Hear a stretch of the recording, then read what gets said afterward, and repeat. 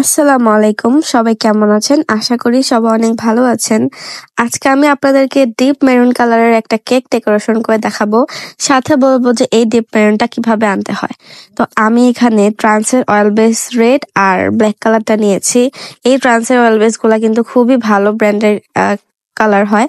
তো ফার্স্টে আমি রেড কালারটা নিয়েছি একটু বেশি করে, তারপর আমি ব্ল্যাক কালারটা দিয়ে মিক্স করে নিয়েছি। তাই তো হয়ে গেল আমার ডিপ মেরুন কালার।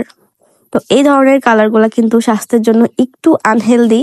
তো আমি কাস্টমারদের এটা বলেই অর্ডারটা কনফার্ম করি। যত কাস্টমার আমাকে ডিপ কালারের কেক অর্ডার করুক, সবাইকে আমি আগেই বলে দিই যে এই ধরনের কালারগুলা আপনার মুখে লাগতে পারে, ইনকেস আপনার তিতাও লাগতে পারে, সব বলে মানে যাতে আমার তরফ থেকে কোনো কিছু না বাদ না যায়।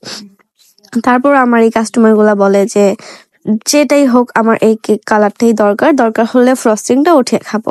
ভিতরে কেকে তো আর কোনো প্রবলেমই নেই, দেখতে পেলেন উপরে জাস্ট উপরের ডেকোরেশনটা এই কালার, আর ভিতরে ক্রিমটাও কিন্তু ভ্যানিলা ক্রিম দিয়ে করা আর কি। তারপর আবার ব্ল্যাক কালার ক্রিম দিয়ে ডিজাইন করেছি পুরো কেকটা, মানে ডিপ কালারের।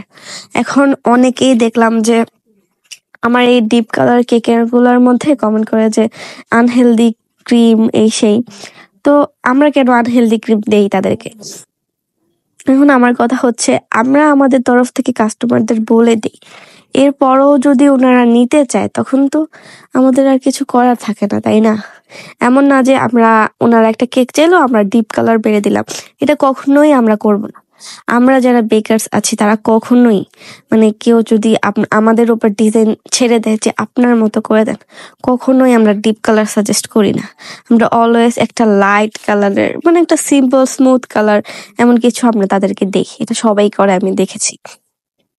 তারপর দেখলেন কেকটা কত সুন্দর হয়েছে। এরপর আবার উপরে একটু ব্ল্যাক কালার ক্রিম দিয়ে নাম লিখে দিলাম, বো লাগিয়ে দিলাম, মানে মাশাল্লাহ কেকটা দেখতে খুবই সুন্দর লাগতেছে।